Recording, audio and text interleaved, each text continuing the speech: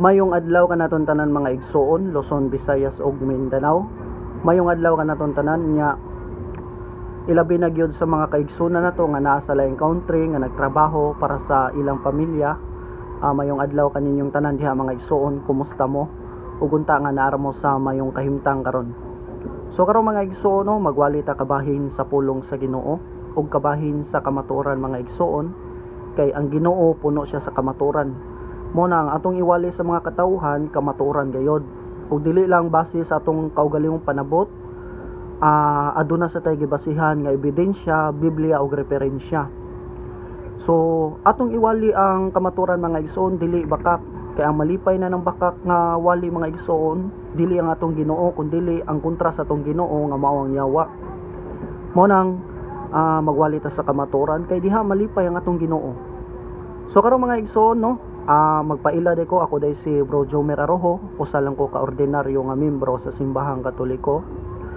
O kini akong video karon mga igsoon alang kini sa mga membro nga dili pa lalom ang ilang pagtuong Katoliko.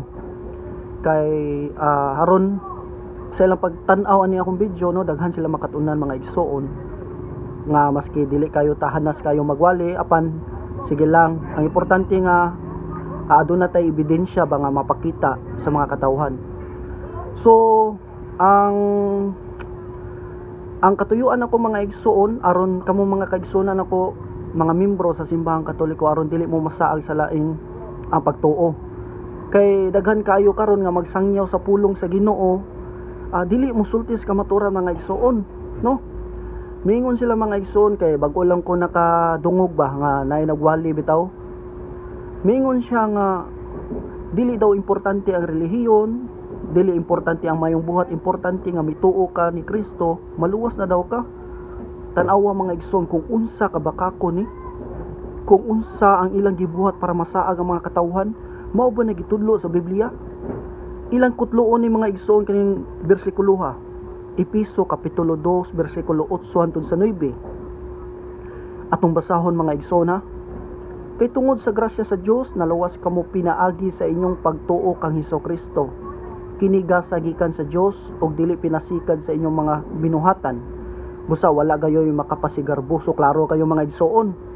Nga miingon dinhi, kay tungod sa grasya sa Dios naluwas kamo pinaagi sa inyong pagtuo kang Hesukristo.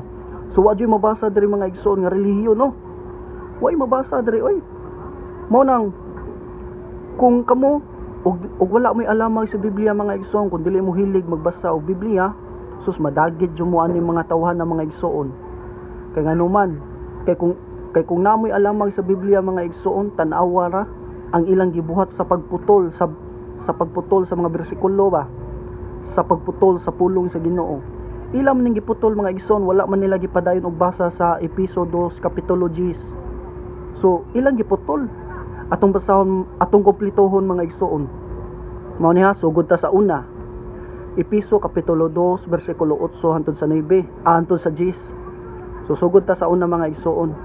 Tan-aw na to giunsa nila pagputol ang pulong sa Ginoo. Mao na ang ilang panabot na putol na pod. Tan-aw na to ha. Kay tungod sa grasya sa Dios naluwas kamo pinaagi sa inyong pagtuo kang Hesukristo. Kiniga sa gikan sa Dios ug dili pinasikad sa inyong mga binuhatan, busa wala gayoy makapasigarbo. So mao ni nga bersikulo nga ilang giputol mga igsoon kaning 10 ba. Gibuhat kita sa Dios ug sa atong pagkahiusa kang Kristo Hesus. Gihatagan niya kita og bag-o nga kinabuhi aron mahimo nato ang maayo nga mga buhat. So tan-awa mga igsoon kung unsa giputol nila ang pulong sa Ginoo. Nya kana ilang gibuhat mga igsoon, masaag man mga katawhan na. Dili man malipay ang Ginoo niya na. Masaag ang mga katawhan na mga igsoon kay nagsangyaw sila bakak, dili kamatuoran mga igsoon. Kay ilang giputol ang Epeso 2 bersikulo 10. Mingon dinhi mga igsoon, gibuhat kita sa Dios ug sa atong pagkahiusa kang Kristo Hesus. Gihatagan niya kita og bag-o nga kinabuhi aron mahimo nato ang maayo nga mga buhat. So kinahanglan di ang mayong buhat mga igsoon, dili lang pagtuo lang kang Hesukristo. Kinahanglan pud ang mayong buhat. Mao ka na ang kamaturan mga igsoon. Be kuhaan na tog base be. Kato si Noe, si Noah ba. kato hugot man kaayo to pagtuo sa tong Ginoo. Pero ngano man be, nganong nagbuhat siya barko, nganong nagbuhat siya arka nga moy muluwas niya og sa mga hayop, no, katong mga hayop nga gisulod sa barko, nganong nagbuhat pa man siya arka nga matod nila sa mga kaigsunan to sa ubang pagtuo nga pwede ra man day ta maluwas pinaagi sa pagtuo lang. Be ngano be, unaw na ako na nganong nagbuhat pagbarko si Noah nga hugot man kay to iyang pagtuo kang Kristo sa Ginoo, samahan. Be ngano man be, di sayop na ilang pagtuo mga igsoon. Sukwahi ka na sa giingon sa Biblia nga pagtuo lang maluwas nanta. Dapat mga igsoon ang kamatuoran mutuo ta kang Hesukristo ug sabayan sad nato og mayong buhat. Kay ang Biblia biya mga igsoon nag-ingon, hukman ang tao, no, hukman ang tao pinaagi sa iyang binuhatan. Nana diri mabasa mga igsoon sa Gipadayag kapitulo 20 hantod sa 12, Gipadayag kapitulo 20 bersikulo 12 atong basahon mga igsoon. Og nakita ko ang mga patay inila og dili inila nga nagbarog atubangan sa trono. Gibukhad ang mga libro og may lain pagayong librong gibukhad nga mao ang libro sa kinabuhi. Gihukman ang mga patay sumala sa ilang binuhatan nga nahisulat sa mga libro. So sato pa day mga igsoon, hukman day ang mga patay mga igsoon pinaagi sa binuhatan, dili pinaagi sa pagtuo mga igsoon. Wala kay mabasa sa Biblia nga hukman ang tao pinaagi sa pagtuo lang. Kundili hukman ang mga patay pinaagi sa iyang binuhatan. Mao kana ang gisulti diri sa Pinadayag kapitulo 20 hantod sa 12. So mao kana ang tinuod nga wali mga igsoon. Mao na kani mga kaigsunan to sa bang pagtuo kusog kayo magwali sa dalan. Ang ilang gibuhat para masaag ang mga katawhan. Sayop man na masuko ang Ginoo niya na mga igsoon. Dili malipay ang Ginoo ninyo ana. Unya ingnon pa ninyo nga walay relihiyon makaluwas. Sayop mo nga si Kristo nagtukod biyag iglesia. Unya kana iglesia ginganlan kana sa Buhat 11:26 mga unang Kristiyanos. So religion of Christianity. So ang Christianity mo na makaluwas. Mo na ang religion nga Christianity mo kana ang makaluwas. Sayop gini mga kaigsunan daw sa ubang pagtuo, napataka lang ni sila. Mo daghan kay masaagan nila. Unya ila pang gihukman ang ilang kaugalingon nga naluwas na sila, nga buhi pa sila diri sa kalibutan. Unya sukuhi na sa giingon sa Biblia, unsay giingon sa Biblia mga igsoon sa Hebreo kapitulo 9 bersikulo 27, ang tanan kinahanglan mamatay sa makausa og tapos niya na hukman siya sa Dios. So kinahanglan pa day mamatay ang tao usa siya hukman sa Dios.